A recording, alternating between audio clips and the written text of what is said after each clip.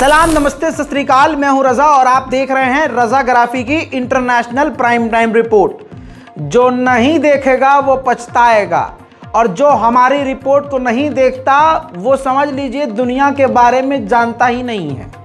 क्योंकि गोदी मीडिया के चैनल के सामने बैठकर आप अपना जितना भी समय देते हैं सब वेस्ट होता है। किसी टीवी चैनल पर जितनी देर आप ऐड देखते हैं, प्रचार देखते हैं, उतनी देर में आपका ये साथी आपके हुक्म पर उतनी ही देर में पूरी दुनिया की बड़ी बड़ी खबरें बताकर निकल जाता है। इसलिए अपने समय की बचत कीजिए, दिन में थोड़ा सा समय निकालिए और हमारी खबरों को सुनिए, आपके लिए बेहद ज़रूरी है। दुनिया की कुछ बड़ी खबरें एक बार फिर से लेके आया हूँ। पहली बड़ी खबर काफ़ी इंटरेस्टिंग है। चीन, जी हाँ, पूरी तरह से काबिज हो रहा है श्रीलंका पर। इसीलिए टाइटल पर लिखा है श्रीलंका बनेगा चीन और भारत या कोई और श्रीलंका को बचा नहीं सकता। पहले चंद बातें श्रीलंका के बारे में बताना ज़रूरी है। श्रीलंका के ऐसे हालात हुए तब जब वहाँ की सरकार ने धर्म के ठेकेदारों के हाथ में पूरी सेना दे दी। वहाँ पर धार्मिक कट्टरपंथियों के हाथ में, बाबाओं के हाथ में जब सरकार गई तो पूरा देश धीरे धीरे कर्जे में चला गया। जो अंधभक्ति किया करते थे और अपनी सरकार का बजाया करते थे कि आएगा तो फलाना ही, मामला ये हुआ कि उन्होंने ही आखिरकार सड़कों पर उतरकर, यहाँ तक कि आपको वो खबरें याद होंगी, श्रीलंका के संसद में घुसकर, राष्ट्रपति भवन में घुसकर तोड़फोड़ की। फिर श्रीलंका के राष्ट्रपति को अपना झोला उठा के निकल जाना पड़ा। ये सभी आपको मालूम है, लेकिन आपको ये थोड़ा सा इतिहास बताना ज़रूरी था क्योंकि ये अभी इतिहास इतना पुराना नहीं हुआ है। अब खबर ये आई है कि श्रीलंका का हब्बनटोटा पोर्ट सन 2017 में ही चाइना ने 99 साल की लीज पर ले लिया था। तो हब्बनटोटा पोर्ट तो गया श्रीलंका का। तो उसी श्रीलंका के हब्बनटोटा पोर्ट से भारत के लिए भी खतरा बढ़ गया और भारत ने इसको कई बार कहा भी है कि चाइना हमारे ऊपरी हिस्से से हमारे पैर तक आ चुका है। यह बात कितनी खतरनाक है लेकिन गूखोरों को पता नहीं। उनको तो गौ तस्करी के नाम पर बहानों से मुसलमानों को मारना है। अब आप ये देखिए कि वही चाइना अब श्रीलंका के दूसरे, यानी जो श्रीलंका की राजधानी है कोलंबो, वहां पर पोर्ट सिटी बना रहा है जहां पर AI से लैस पूरा शहर होगा। आपकी स्क्रीन पर ये पोर्ट की एक इमेज दिखा रहा हूं। ये सारे पोर्ट चाइना में मौजूद हैं, जिसमें आप अगर नीचे देखेंगे तो पोर्ट ऑफ हब्बनटोटा है और कोलंबो का जो पोर्ट आप देख रहे हैं वो लेफ्ट साइड आप देख रहे हैं। ये इस जगह पर, अब जहां की बात कर रहा हूं, इस जगह पर भी यानी श्रीलंका की राजधानी कोलंबो में एक बड़ा शहर बना रहा है। अब आपको उस शहर की तस्वीर दिखा देता हूं। ऐसा शहर बना रहा है। ये देखिए दोस्तों, उस पोर्ट पर आर्टिफिशियल पूरी तरह से, मतलब पूरी ताकत इस्तेमाल करेगा चाइना। वहां पर पूरा एक शहर बना रहा है। वो शहर एडवांस होगा और उसी से लगा हुआ एक पोर्ट भी वहीं बना देगा, जहां आप समझ लीजिए कि एडवांस लेवल की चीजें होंगी, होटल होंगे और उसने खुद कई तरह की वहां पर नदियां निकाली हैं, रास्ते निकाले हैं, ट्रेन, एयरपोर्ट, हर चीज वहां पर मौजूद है। दोस्तों, ये प्रोजेक्ट ऑलरेडी शुरू हो चुका है और जहां ये बनाया जा रहा है पूरे श्रीलंका में सबसे ज्यादा बिजनेस यहीं होता है। तो यानी अगर श्रीलंका का दिल है वो कोलंबो है और वो पूरा कोलंबो इस वक्त चाइना के हाथ में है।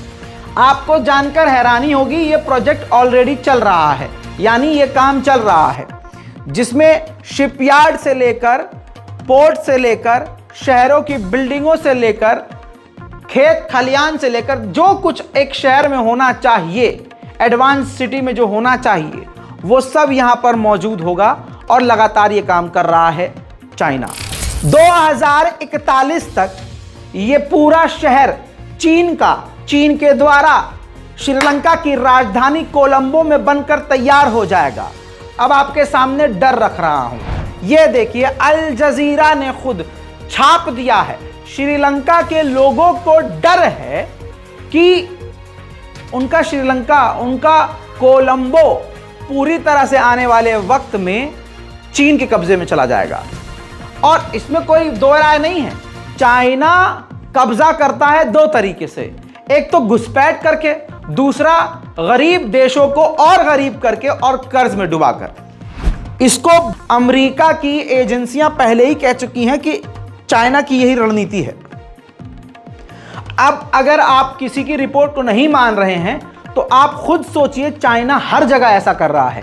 गरीब देशों को कर्जा देता है, कर्जों में जब वो डूब जाते हैं, नहीं चुका पाते हैं, तो ये जो है उनसे जो लीज पर उनका पोर्ट ले लेता है, उनका इलाका ले लेता है, उनका शहर ले लेता है। अब आप सोच के देखिए कि पहले से चाइना पूरी टीम के साथ एक बड़ी आबादी चीन की श्रीलंका में मौजूद है और दनादन काम चल रहा है। श्रीलंका के लोगों को खौफ है कि आने वाले समय में हमारे श्रीलंका पर पूरे श्रीलंका पर कब्जा कर लेगा चाइना। वहीं दोस्तों, जो बात मैंने आपसे अर्ज करी, लीजिए उसकी रिपोर्ट देख लीजिए। मैंने तो पहले बोला, लेकिन बोलने के बाद मुझे मेरे पत्रकार सहयोगियों ने बताया कि भाई साहब अमेरिका ने सेम यही बात बोली है। देखिए, अब अमेरिका ने कहा चाइना की रणनीति खतरनाक है। चाइना ने पाकिस्तान पर बहुत कर्जा दिया हुआ है, 30% सिर्फ पाकिस्तान पर, जो पूरे पाकिस्तान पर कर्जा है उसमें से सिर्फ 30% कर्जा चीन का है। और चाइना अपने कर्ज में कोई छूट नहीं देता। अमेरिका ये कह रहा है कि हमें डर है पाकिस्तान के भविष्य को लेकर, क्योंकि ऐसा ही चाइना करता है, कर्ज में डुबोता है, फिर देश पर कब्जा कर लेता है। अब उधर अमेरिका के विदेश मंत्री एंटोनी ब्लिंकन ने भी कह दिया साफ साफ कि तहरीके तालिबान पाकिस्तान और हिजबुल मुजाहिदीन ऐसे आतंकी संगठन जो पाकिस्तान के हैं और पाकिस्तान में एक्टिव हैं, हमारा कोई इरादा नहीं है कि इनको आतंकी संगठनों की लिस्ट से हम बाहर निकालें। ये हमेशा आतंकी संगठन की लिस्ट में शामिल रहेंगे। उधर जो चीज़ आप नहीं समझ रहे और लोग शायद समझना नहीं चाहते, मैं आपको आज एक बार फिर से कड़ी जोड़कर समझाना चाहूँगा। अमेरिका के द्वारा ही ये जो सरकार बनाई गई है पाकिस्तान में, जो मैं शुरू से बोल रहा हूँ कि शहबाज शरीफ को कुर्सी छीन कर देने वाले कौन हैं? अमेरिका वाले हैं ये। दोस्तों देखिए, अब अमेरिका के विदेश मंत्रालय के स्पोक पर्सन नेड प्राइस ने कहा है कि पाकिस्तान के लिए जो खतरा है, जो संगठन पाकिस्तान के लिए खतरा है, वही अमेरिका के लिए भी आने वाले समय में खतरा है। तवज्जो है पूरी, समझ रहे हैं आप क्या कह रहा है अमेरिका? और अमेरिका के स्पोक पर्सन ने यह भी कहा कि पाकिस्तान और अमेरिका के रिश्ते बेहद सही हैं, बहुत बढ़िया हैं। बस ये दो बातें उनके बयान से निकाल के आपको बताई हैं। कही तो बातें बहुत बढ़िया हैं, इन्होंने लंबी लंबी बातें कही हैं, लेकिन इससे आप समझिए कि इस वक्त जो पाकिस्तान में सरकार है शहबाज शरीफ की, उसको पूरा समर्थन अमेरिका का है। लेकिन अगर ईमानदार है वो, जैसा मैं कहता हूं कि ऐसा कोई सगा नहीं जिसे अमेरिका ने ठगा नहीं, तो अगर इतना पाकिस्तान से प्यार है तो इतना भर भर के तुम पैसा यूक्रेन के ऊपर लुटा रहे हो, अबे भर भर के दो पाकिस्तान को, गरीबी मिटाने में मदद करो अपने साथी। लेकिन देखते हैं दोस्तों कहानी कहां तक जाती है और कहां तक पाकिस्तान के हालात बिगड़ते हैं। अब पाकिस्तान के पूर्व इमरान खान ने, प्रधानमंत्री जो थे, उन्होंने फिर से बयान दिया। उन्होंने कहा जिस तरह से मदद ले रही है ये नई सरकार पाकिस्तान की, ये ठीक वैसा ही है जैसे कैंसर का इलाज आप डिस्प्रिन से कर रहे हो।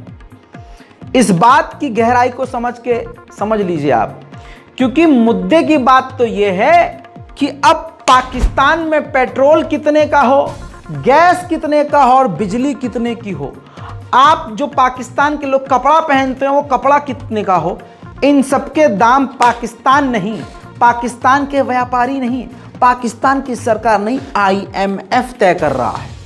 बात तो सही है फिर इमरान खान की। अब यूके की सरकार के हालात भी आप देखिए।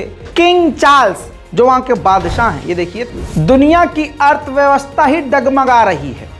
UN सोचिए, जिसके पास सबसे ज्यादा फंड होता है, उसने रोहिंग्या के जो रिफ्यूजीज थे उनकी जो मदद करता था उसमें कटौती कर रहा है।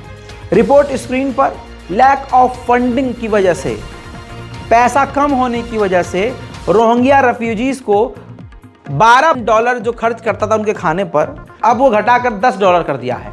एक व्यक्ति के खाने पर अब वो सिर्फ $10 ही खर्च करेगा, क्योंकि UN के पास फंडिंग की कमी है। उधर भारत के लिए बड़े ही फख्र की बात यह है कि भारतीय मूल के व्यक्ति अब CEO YouTube के भी बन गए हैं। जी हाँ, ये हैं अब YouTube के नए CEO नील मोहन, जो अब YouTube के कर्ता धर्ता हैं।